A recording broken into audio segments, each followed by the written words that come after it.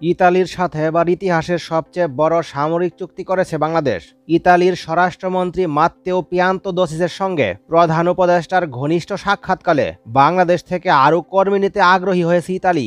ইতালির সাথে বাংলাদেশের এক ঐতিহাসিক সামরিক সম্পর্কও রয়েছে। বাংলাদেশের ইতিহাসে এই প্রথম ইতালির শীর্ষস্থানীয় সমরাস্ত্র উৎপাদনকারী প্রতিষ্ঠান লিওনার্দো বাংলাদেশের মাটিতে কার্যক্রম শুরু করতে যাচ্ছে, এমন খবরের ভিত্তিতেই দৌড়ঝাঁপ শুরু করেছে ইতালি। অপরদিকে বাস্তবতার প্রেক্ষাপটে বহু সমরাস্ত্র এখন ইতালি থেকে ক্রয় করা যুক্তিযুক্ত, কারণ কোয়ালিটি এবং ইতালির নিরপেক্ষতা। তাছাড়াও অন্য ইউরোপীয় দেশের তুলনায় ইতালির সমরাস্ত্র সাশ্রয়ী মূল্যে ক্রয় করা সম্ভব। এই প্রকল্পগুলো অনেকটাই বাস্তবসম্মত, ফলে বাংলাদেশ আগ্রহ প্রকাশ করেছে এবং ক্রয়ের বিষয়ে আলোচনা চালিয়ে যাচ্ছে। বাংলাদেশের বহু টেন্ডারে ইতিমধ্যে অংশগ্রহণ করেছে ইতালি, ফলে বেশ কয়েকটি টেন্ডারে জয়লাভ করবে তাতে কোনো সন্দেহ নেই। তবে ইতালির লক্ষ্য হালকা নয় বরঞ্চ ভারী সমরাস্ত্র বিক্রি করা। ফ্রান্সের সঙ্গে প্রতিযোগিতা করে বাংলাদেশকে প্রস্তাব দিয়েছে ইতালি, ফলে বাংলাদেশ প্রতিরক্ষা দপ্তর গুরুত্ব সহকারে বিষয়টি বিবেচনা করবে। বর্তমানে বাংলাদেশের অর্থনৈতিক সক্ষমতা শক্তিশালী হয়েছে, ফলে আধুনিক সমরাস্ত্র ক্রয়ের পরিমাণ বৃদ্ধি পেয়েছে। অন্যদিকে লিওনার্দো কোম্পানি বাংলাদেশের উদীয়মান সমরাস্ত্র বাজারে এককভাবে আধিপত্য বিস্তার করতে চায়। এজন্য বাংলাদেশের মাটিতে অফিসিয়ালি কার্যক্রম শুরু করবে। যে সকল দেশের সমরাস্ত্র রপ্তানির পরিমাণ সবচেয়ে বেশি, কেবলমাত্র ওই সকল দেশেই অফিসিয়ালি কার্যক্রম শুরু হয়। এখন অনেকের মনে হয়তো একটি প্রশ্ন, লিওনার্দো কোম্পানি বাংলাদেশে কার্যক্রম শুরু করলে এতে বাংলাদেশ কতটুকু লাভবান হবে? বাংলাদেশের সমরাস্ত্র বাজারে প্রভাব বিস্তার করার জন্য অধিকাংশ ফ্যাসিলিটি বাংলাদেশে হস্তান্তর করবে। এটি সবচেয়ে বড় সুবিধা। বিশেষ করে সমরাস্ত্রের মেনটেনেন্স সেন্টার হবে বাংলাদেশের মাটিতে। এক্ষেত্রে লিওনার্দো হেলিকপ্টার প্রশিক্ষণ এবং মেনটেনেন্স প্লান্ট স্থাপন করবে। বাংলাদেশে বিষয়ে দীর্ঘদিন যাবৎ কাজ চালিয়ে যাচ্ছে, কেননা যে কোনো হেলিকপ্টার ক্রয়ে রাশিয়ার পর ইতালির উপর নির্ভরশীল বাংলাদেশ। এই ধরনের প্লান্ট স্থাপনের জন্য বাংলাদেশকে অতিরিক্ত কোনো অর্থ ব্যয় করতে হবে না। এই বিষয়টি বাংলাদেশের জন্য অত্যন্ত কার্যকর, কারণ পশ্চিমা দেশগুলোর মধ্যে সবচেয়ে সাশ্রয়ী মূল্যে আধুনিক ট্রান্সপোর্ট হেলিকপ্টার, এন্টি সাবমেরিন এবং ইউটিলিটি হেলিকপ্টার রপ্তানি করে ইতালি।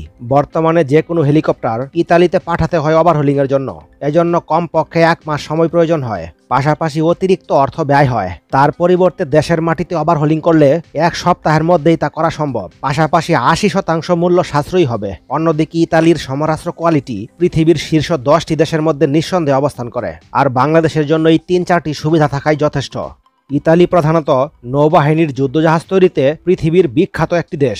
তাদের ফিনকান্তিয়েরে কোম্পানি মার্কিন যুক্তরাষ্ট্রের মতো একটি দেশে যুদ্ধজাহাজ রপ্তানি করে। ফিনকান্তিয়েরে মূলত frigate, corvette, destroyer, helicopter carrier, aircraft carrier এবং সাবমেরিন তৈরি করে থাকে। সেক্ষেত্রে বাংলাদেশ নৌবাহিনীর আপকামিং ফ্রিগেট প্রকল্পের জন্য অন্যতম একটি অপশন হতে পারে ইতালির ফিনকান্তিয়েরে শিপইয়ার্ড।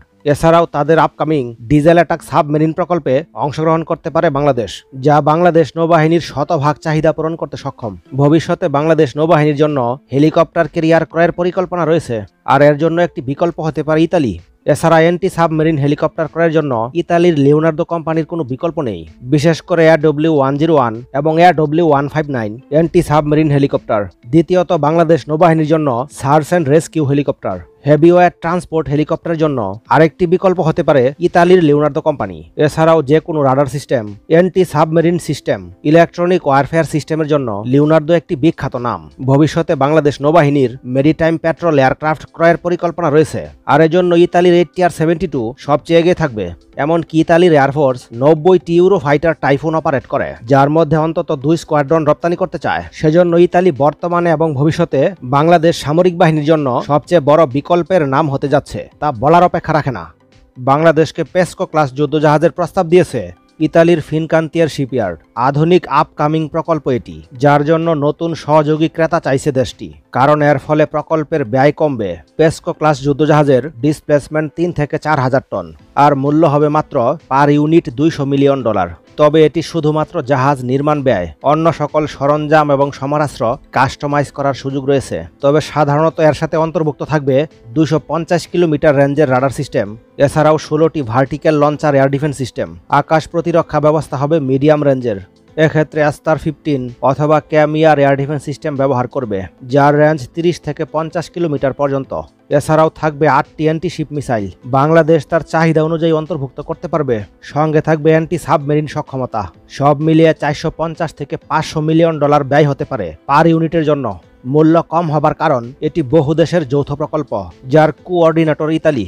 অন্তত 9টি ইউরোপীয় দেশ প্রকল্পের সঙ্গে যুক্ত থাকায় অন্তত 150 থেকে 200 মিলিয়ন ডলার কম ব্যয় হচ্ছে। তাই এটিকে আদর্শ যুদ্ধজাহাজ বলা যায়।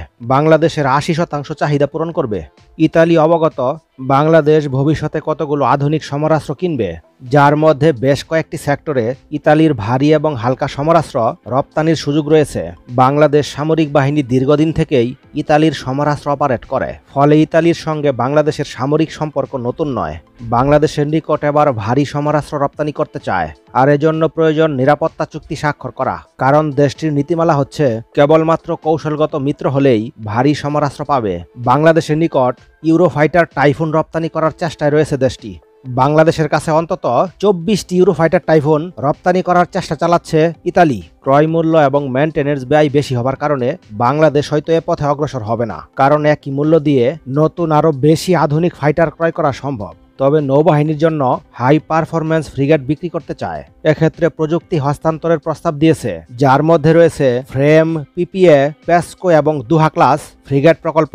তার মধ্যে ফ্রেম এবং পিপিএ অত্যন্ত ব্যয়বহুল প্রকল্প হওয়ায় বাংলাদেশের জন্য আদর্শ অপশন হতে পারে পেসকো ক্লাস ফ্রিগেট। এক্ষেত্রে চীন, তুরস্ক সহ বহু দেশের চেয়ে কার্যকর ফ্রিগেট অফার করছে ইতালি। মূল্য, রাষ্ট্রীয় চাহিদা এবং কোয়ালিটি সব দিক থেকে আদর্শ অপশন বাংলাদেশের জন্য।